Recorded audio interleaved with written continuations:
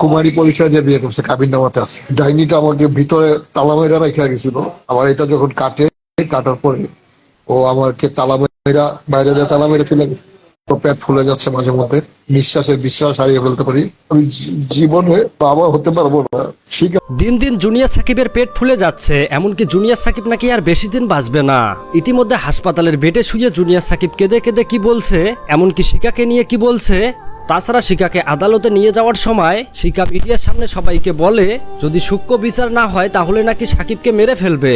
এমনকি বন্ধুরা, অন্যদিকে এই সিমি ইসলাম নাকি কিছুদিন আগে সাকিবের পক্ষে ছিল, এইবার শিকার টাকা খেয়ে শিকার পক্ষে কথা বলছে, এমনকি সাকিবের বদনাম বলছে। তো যাই হোক বন্ধুরা, চলুন আমরা সেই ভিডিওগুলো দেখে আসি, তারপর বিস্তারিত কথা বলবো ভিডিওর শেষে। কুমারী পরিচয় দিয়ে বিয়ে করছে, কাবিন নামাতে আছে। আমার আমার আম্মু বুকটা ফাইটা গেছে। আমার যখন বলছি যে মা, আমি মনে হয় বাঁচবো না, ওই ডাইনিটা আমাকে ভিতরে তালা মেরা রেখে গেছিল। আমার এটা যখন কাটার পরে ও আমাকে তালা মেরা বাইরে দিয়ে তালা মেরে ফেলে গেছে। তারপর আমি ব্যালকনি গ্রিল ছিল, ওইখানটা ফাঁকা, ওইখান দিয়ে বের হয়েছে ব্লাড।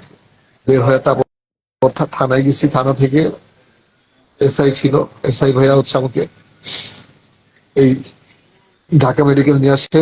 আলহামদুলিল্লাহ এখন আমি মোটামুটি কথা বলতে পারতেছি। তো পেট ফুলে যাচ্ছে মাঝে মধ্যে, হয়তোবা বিশ্বাস হারিয়ে ফেলতে পারি।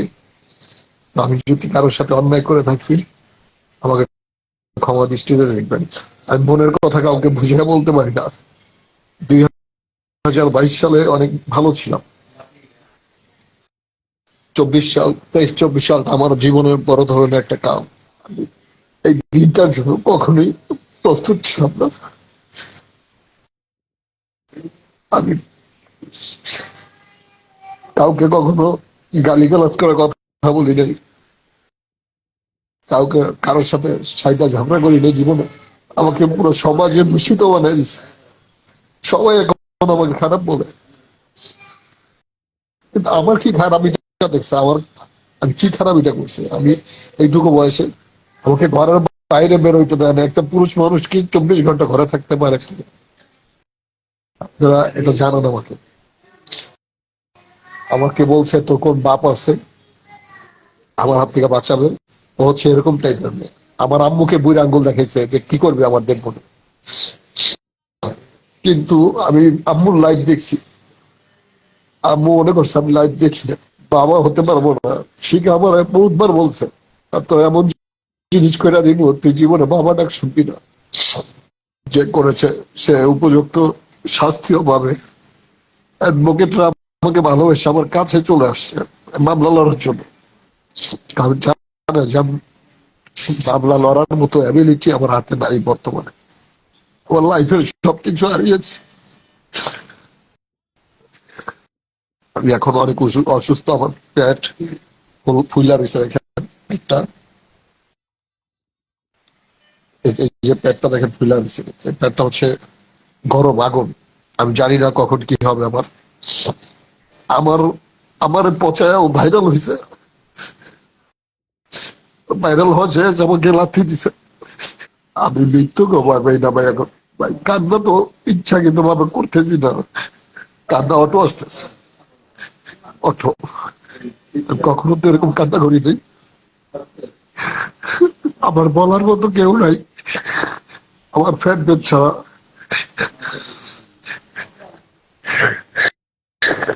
সেই 2-3 দিন আগেও আমার পক্ষে ছিল। কালকে শিখার সাথে বলে দেখা করতে গেছে কোর্টে। এখন আইসা আমার নামে বদনাম করে ইন্টারভিউতে আমি নাকি খারাপ ছিল। ভাই একটা মানুষ এত খারাপ কিভাবে হয়? আর কারোর সাথে তো খারাপ হইলাম না, ওর সাথে কেন এত খারাপ? আমার জায়গা অন্য কেউ হইলে দুইবার দুইবার কিন্তু আমি সুইসাইড প্ল্যানিং করছি, 2বার। আর আমি রশিতে ঝুলেছিলাম একবার। আল্লাহর প্রতি ভরসা, আল্লাহর প্রতি ভরসা রেখে আমি আছি বেঁচে। যে শিখা যখন তোর গোপন অঙ্গটা কেটে দিয়ে যায়, তারপরে তুই উঠছো আরো আধা ঘন্টা পরে ঘুম থেকে। রাস্তায় যখন গেছি বলতে আছে তারা, যেহেতু আরো আধা ঘন্টা আগে তোর এই গোপন অঙ্গটা নিয়ে গেছে আমাদের দেখাইছে।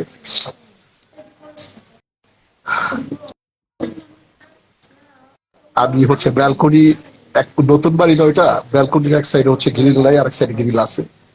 আনকমপ্লিট যেটা ফ্ল্যাট, ওই গ্রিলের ওইখান দিয়ে হচ্ছে বারান্দার গেট খুলে আমি বেরোইছি। আবার আর না হয় আমি মরেই যেতাম, আমাকে গেট লক করে রাখা গেছিল, গেট খুলতে পারতাম না। নতুন যদি ওই গ্রিলটা যদি থাকতো তাহলে আমি বের হইতে পারতাম না। আর টের পাইনি ভাই, কাছে যখন আল্লাহর কসম আমি টের পাইনি।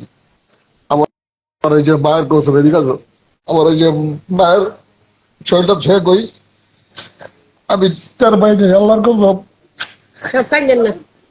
আমার ঘুমের ট্যাবলেট খাওয়ানো হয়েছে অনেকগুলা। আমি ওর কাছে যখন আমি ওর কাছে যখন থাকি আর বলতে পারি না বোনের কথা, আমাকে পুরা নিয়ে নেয়, অ্যাকশন নিয়ে নেয় আমাকে, সারা রাত ঘুমাতে দেয় না, অনেক ঝগড়া করে তার ছেড়ার মতো। আমি তো ট্যাবলেট খাই না, আমি চুপচাপ থাকবি। আর যারা যারা ট্যাবলেট খায় তারা অতিরিক্ত ছিল।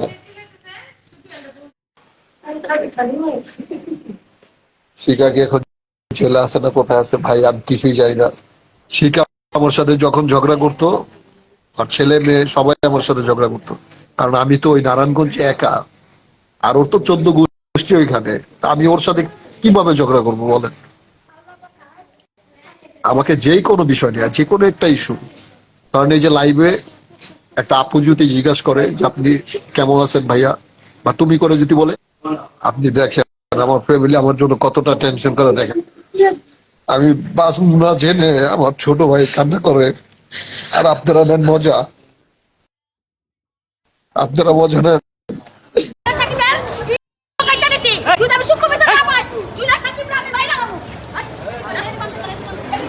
এমনকি যেই ছেলের আমি উপকার করছি ওই ছেলেও মনে করেন আমাকে দালাল বলছে। এই সুস্থতা অসুস্থতা নিয়ে কিন্তু আমি মায়ে দৌড়ে আসছি, তোমার কোনো বান্ধবী আসে নাই, আমি দেখি না কাউকে। এখন দেখতেছি তোমার বেডের পাশে বসে থাকে, কথা বলে সাকিব তোমাকে আমি হেল্প করছি, আর কেউ করে নাই তোমার জন্য। হ্যাঁ তোমারে বেশি হেল্প করো তখনই ছাড়ছি যেদিন শুনছি তুমি আমার থেকে টাকা নিয়ে খাইছো। বেটা তুই খাস হয়েছে গিয়া আরেক মায়েরটা খাইছস, আরেক মায়েরটা নিয়ে চলছস, আর তুই আমার দালাল কইছস। দালাল কারে কয় চিনস? চিনস তুই দালাল কারে কয়? তোদের মতন মানুষদেরকে দালাল কয়। আমার ফেসবুকে আইসা কমেন্ট করে এই জুনিয়র সাকিব কি, আমি বলে দালাল। যেই মেয়েটা সাথী নিজেকে যে মুক্তিযোদ্ধার মেয়ে মনে করে, সে বলে আমার বাপে পুলিশ অফিসার, আমার বাপে মুক্তিযোদ্ধা। আরে ভাই তুমি বাপদাদার নাম বেচো কেন? আমি তো আমার বাপদাদার নাম বেছি না। আমার বাড়িতে তো দোতলা বিল্ডিং এমনি পড়ে রয়েছে যে থাকারও তো কোনো মানুষ নেই। আমি কোনোদিনও কাউকে বলছি আমি বাঙ্গা ঘরে থাকি আমি সেটা বলবো, আমি যখন যেখানে থাকি আমি সেটা বলবো। তুমি কেন তোমার বাপদাদার নাম বিক্রি করতেছো? এই শেফালি আপু হচ্ছে গিয়ে আমাদের পরিচিত, সে ঢাকা মেডিকেলে চাকরি করে। সে সব সময় বলে তোমরা যদি বিপদে পড়ো আমাকে নক করবা। আচ্ছা এই বিপদের সময় সাকিবেরও কিন্তু সে বন্ধু, এবং শিখারও বন্ধু, ওই সাথীরও বন্ধু। কে? শেফালি আপা। না আমি উল্লেখ করে দিতেছি, আমি ভাই অপরাধ করি নাই, আমি 2 নম্বরই করি নাই। আমি যদি 2 নম্বরই করতাম আমার মনে ভয় থাকতো। শেফালি আপুর আমি 100 বার ফোন দিলাম, ফোন রিসিভ করে নাই। সাকিবের ছোট ভাই একটা ছোট মানুষ, ও তো এমনি ভাইয়ের এই অবস্থা খুবই খারাপ অবস্থা, ও কান্নাকাটি করতেছে। ওর মা একটা মানে সন্তান একটা কি অবস্থা হয়ে গেছে, স্বাভাবিক মানে কি হবে সেটা পরের কথা, কিন্তু ছেলেটার তো অবস্থা খারাপ। এরপরে আমি বাবলু নামের একটা ছোট ভাই আছে আমাদের, ওরে আমি বললাম যে বাবলু এটা রাকিব ওর নাম, সাকিবের ছোট ভাই, তুই একটু ওরে হেল্প কর। আচ্ছা ও সবাইকে বলে দিল এই যে সাথীর নাকি মেডিকেলের ভিতরে বড় বড় কারা আছে, আর বড় বড় কি কম এখন মুখটা খারাপ হয়, আমি তো ইন্টারন্যাশনালভাবে বলতে পারি। তোমার যে যারা আছে কই, আমি তো তখন পাইলাম না, তুমি তাদের কাউকে বলছো? কাউকে তো বলো নাই। আমি কি করলাম, আমি লাইভে ঢুকলাম, আমি যতটুকু পারছি। আমি আর্থিক সহযোগিতা কিভাবে করব ভাই, আমি নিজেই এখন খারাপ অবস্থায় আছি। তোমরা তো অনেকেই জানো আমার সাথে দীর্ঘদিন আগে একটা ঝামেলা হয়ে গেছে। তারপর আমি যতটুকু পারছি আমি সবাইকে বলছি এটা বিকাশ নাম্বার, তোমরা ওদেরকে একটু সাহায্য করো, সবাইকে এইভাবে বলছি আমি। তারপরে কি হলো দেখেন, ওই মেয়েটারে আমি, ওই মেয়েটা যেই মেয়েটা সে বলতেছে যে আমি ওই মেয়েটার কথা শোনাচ্ছি আপনাকে। আমি পরে একবার সব সেটিং মেটিং করে দিয়া সাকিবের মাকে পাঠিয়ে দিয়া। দেখেন, আমার যদি মনে খারাপ উদ্দেশ্য থাকতো, শিখা তো থানায় ছিল, আমি তো সেই দৌড়ে থানায় যেতে পারতাম, তাই না? কথা বলে না কেন কেউ? গেছে গো এখানের মানুষ। যখন নাকি শিখা থানায় ছিল বলে আমি নাকি দালাল, তাহলে আমি গেলাম না কেন শিখার কাছে? আমি তো শিখার কাছে যাই নাই, শিখা তো থানায় ছিল। আচ্ছা, তারপরে কি হলো? আমি এখানে অফিসারের সবাইকে সুন্দর মতন বলে দিলাম যে ভাই এই কথাগুলো হয়েছে। আমি তারপরে আপনাদের এই যে প্রিন্ট মিডিয়া যারা আছে, আমি সবাইকে নক দিলাম। নক দেওয়ার পরে আল্লাহর রহমতে আপনারা সবাই আসছেন। আসার পরে আপনারা জিনিসটা প্রচার করছেন। প্রচার করার পরেই কিন্তু হচ্ছে গিয়া ওর সহযোগিতাটা মিলছে, তাই না? মানে ওরে যে যতটুকু সাহায্য করার দরকার এই জিনিসটা করা হচ্ছে। ওই মুহূর্তে আমি এটা দিয়ে আমি চলে গেলাম, আমার কাজ ছিল, আমি চলে গেলাম। চলে যাওয়ার পরে তখন কিন্তু ওই মেয়ের সাথে যে কথাটা হয়েছে, আমার কাছে কথাটা আছে, আমি আপনাদেরকে লাস্টে শোনাইতেছি। আমি চলে যাওয়ার পরে তারপরে আমি আমার মতন করে আমি চেষ্টা করলাম খবরটা নেওয়ার জন্য, যে এত বড় একটা ঘটনা ঘটছে। আসলে এমনি এমনি তো ঘটে নাই, কারণ আমি কিন্তু ওদের বাড়িতে গেছি কতদিন আগে, বেশি না, মনে করেন 1 সপ্তাহ 15 দিন হবে ওদের বাড়িতে আমি গেছি। ওইখানে ওদের ঝগড়া হয়েছে। এই জুনিয়র সাকিব যখন জেলে ছিল, জেলের থেকে আমি এই শিক্ষাকে অনেকবার পটাইছি যে ভাই তুমি যেইভাবে হোক ছেলেটার জেল থেকে তুমি আনো, কারণ ওইখানে বসে থাকলে তো আর কিছু হবে না, এসে কাজকাম করুক, কিছু একটা করুক। কারণ ওর ফ্যামিলিটা হচ্ছে ওর উপরে ডিপেন্ড করে চলে। আচ্ছা, এরপরে আমি কি করলাম, চলে গেলাম। চলে যাওয়ার পরে আমি একজনের থেকে এক রকমের ঘটনা আমি শুনি যে এটা করছে, এটা করছে, এটা করছে। এখন ঘটনাস্থলে ছিল কে? সাকিব ছিল আর শিখা ছিল। আমি জানলে তো দুইজনের থেকেই জানবো নাকি? দুইজন ছাড়া তো আর আমার জানার কেউ নেই। পরে আমি জানতে পারলাম কিছু জিনিস, আমি জানলাম। জানার পরে আমি গেলাম, সাকিবকে দেখতেও গেলাম আর ওর সাথে কথা বলতেও গেলাম। আমি যাওয়ার আগে আমার ওখানে আমার সাথে ছিল কে? সাংবাদিক তামিম ভাই। তামিম ভাইরে আমার সাথে নিয়ে আমি ঢুকছি, আমি একা ঢুকি নেই। ওখানে গেটে লোক ছিল, সাকিবের ভাইও ছিল। আজকে জনগণকে বলতাছি যে এই জনগণগুলো আমাকে দালাল বলছেন, এমনকি যেই ছেলেরা আমি উপকার করছি ওই ছেলেও মনে করেন আমাকে দালাল বলছে। মানে আমার অবস্থানটা কোথায় আছে? আমি যে এতটা, আমি একটা অসুস্থ মানুষ, আমার পা কিন্তু সুস্থ না, আমি হচ্ছে এক পায়ে ভালো করে দাঁড়াইতে পারি না। এই অসুস্থতা নিয়ে কিন্তু আমি মায়ে দৌড়ে আসছি। তোমার কোনো বান্ধবী আসে নাই, আমি দেখি না কাউকে। এখন দেখতেছি তোমার বেডের পাশে বসে থাকে, কথা বলে। সাকিব, তোমাকে আমি হেল্প করছি, আর কেউ করে নাই তোমার জন্য। হ্যাঁ, তোমারে বেশি হেল্প করো তখনই ছাড়ছি যেদিন শুনছি তুমি আমার থেকে টাকা নিয়ে গাঁজা খাইছো, ঠিক আছে? আচ্ছা, এরপরে হলো কি, আমি আয়শা সাকিবরে জিগাইলাম যে সাকিব, আপনারা দেখবেন ভিডিওটা, আমাদের তামিম ভাই কিন্তু ভিডিওগুলো ছাড়ছে, আমিও ভিডিওগুলো ছাড়ছি। পুরো ইউনিটের ভিতরে কিন্তু অনেকগুলো লোক, ওই জায়গার ভিতরে বেডের ভিতরে অনেকগুলো লোক আছে। কিন্তু আমি বললাম যে সাকিব, আচ্ছা তোমার সাথে কি হয়েছে বলো তো, ঘটনাটা কি? তুমি যদি ঘটনাটা আমাকে খুলে না বলো, এখানে একজন লয়ার ধরতে হবে, একজন সাক্ষী হিসাবে মানুষের কথা বলতে হবে। তুমি এখন অসুস্থ আছো, কাউকে না কাউকে তো তোমার সব কিছু খুলে বলতে হবে। আসলে ঘটনাটা কি হয়েছে তুমি আমাকে খুলে বলো। ওই বলতেছে কিছুই হয় নাই, বারবার বলতেছে কিছুই হয় নাই। তখন আমি বললাম কিছুই যদি না হয়ে থাকে একটা মেয়ে কেন এই কাজটা করবে? যখন তুমি বিয়ে করছো তখনও তো মেয়েটা এরকমের একটা কাজ করে নাই যে ঠিক আছে তুমি আরেকটা বিয়ে করছে এই কারণে মেয়েটা এই কাজটা করছে, তখনও তো করে নাই। তাহলে এখন মেয়েটা এই কাজটা কেন করছে? আমি 3-4-5-7 দিন আগে আমি তোমাদের সাথে হয়ে আসলাম, তোমাদেরকে ব্যবসার লাইন টেনের কথা আমি বলে দিয়ে আসলাম, তাই না? বেটা তুই খাস হয়েছে গিয়া আরেক মায়েরটা খাইছস, আরেক মায়েরটা নিয়ে চলছস, আর তুই আমার দালাল কইছস। দালাল কারে কয় চিনস? চিনস তুই দালাল কারে কয়? তোদের মতন মানুষদেরকে দালাল কয়। আমার ফেসবুকে আইসা কমেন্ট করে এই জুনিয়র সাকিব কি, আমি বলে দালাল।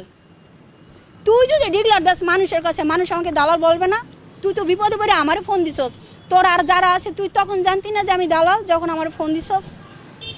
আচ্ছা ভাইয়া দেখেন, আমি তখন ওরে বারবার কোশ্চেন করতেছি যে দেখ এই জায়গায় বেশিক্ষণ থাকতে দিবে না, আমি তোরে কোশ্চেন করতেছি তুই কি করছিস ওই জায়গার ভিতরে? পরে কইতেছে আমি কিছুই করি নাই, আমি কিছুই করি নাই। পরে আমি ওরে বললাম যে আমি তো শুনলাম তুই নাকি ওর মেয়ের শরীরে টাচ করছস, অন্য অন্য জায়গায় বলাবলি করতেছে মানুষ, কিবা যেখানে হোক আমি এরকমের কথাটা শুনছি। কারণ শিখাই তো আমাকে 3-4 দিন আগে ফোন দিয়ে বলছে যে আপা দেখেন আমার মেয়েটারে বেড়াতে নিয়ে আসি, ও হচ্ছে গিয়ে এরকমের একটা বেয়াদবি করছে। আর ওই যেই মেয়েরে বিয়ে করছে, যেই মেয়ের কারণে ও জেলে গেছে, ওই মেয়ে তো ওরে ছাড়াই আনে নাই, ছাড়াই আনছে শিখা। ও জেল থেকে এসে আবার ওই মেয়ের কাছে যাবে, এই সমস্ত জিনিস নিয়েই কিন্তু ঝগড়া, ওদের সাথে ঝগড়া চলতেছে। বাট আমি বললাম তুমি কি কিছুই করো না, কিছুই না করলে মানে একটা মেয়ে এত বড় ঘটনা ঘটছে, মানে ও আচ্ছা আমি শুনলাম যে এই তুমি নাকি ওর মেয়ের শরীরে টাচ করছো। ও মানে এমনভাবেই হয়ে উঠছে ওই জায়গার ভিতরে দারুণ দৌড়ে আসে, হ্যাঁ আপনি কেন মিথ্যা কথা বলতেছেন, আপনি মিথ্যা কথা বলতেছেন, আপনি এটা বানাই বলতেছেন না। আমি কেন বানায় বলবো, আমি কেন বানায় বলবো? তারপর আমি বললাম যে ভাই তুমি যদি এরকমের কোনো কিছু নাই হয়ে থাকে সেটা তুমি বলো যে না আপু আমার সাথে এমন কোনো কিছু হয় নাই, শেষ না। আমি তোমার কোশ্চেন করলাম এমন কিছু হয়েছে কি না, তুমি বলবা না হয় নাই, শেষ। ওইখানে তোর অন্য কোনো কথা থাকে না। পরে আমি বললাম যে আচ্ছা ঠিক আছে, যদি এমন কিছু না হয়ে থাকে, তুমি এখন অসুস্থ মানুষ, তোমার 2 টাকা দিয়ে তুমি চলবা, তোমার এমন ক্ষমতা নাই, তোমাকে সবাই মিলে যদি সাহায্য করে তখন তুমি চলতে পারবা। এখন যদি উল্টা সাংবাদিকদের কাছে এই নিউজটা চলে আসে যে তুমি তার মেয়েকে টাচ করছো, উল্টা তোমার সাথে এই ঘটনাটা ঘটছে, তাহলে তোমার জন্য এই জিনিসটা কিন্তু খারাপ হবে। তাহলে তুমি একটা কাজ করো, আমি তোমাকে প্রশ্ন করব যে সাকিব তোমার সাথে ওই দিন কী হয়েছে, তুমি এই কথাটা বলো। আর ওর মেয়ে যেহেতু ওইখানে আসছে, ওর মেয়ের কথাটাও তুমি আমাকে বললো। এই ওইখানে 2-3টা কথা হইলো, আমি এই কথাটা বলার পরে ওই কয় না এমন কিছু হয় নাই, ওই আমার মামলা জেল খাটবে, ওই কখনো বের হইতে পারবে না।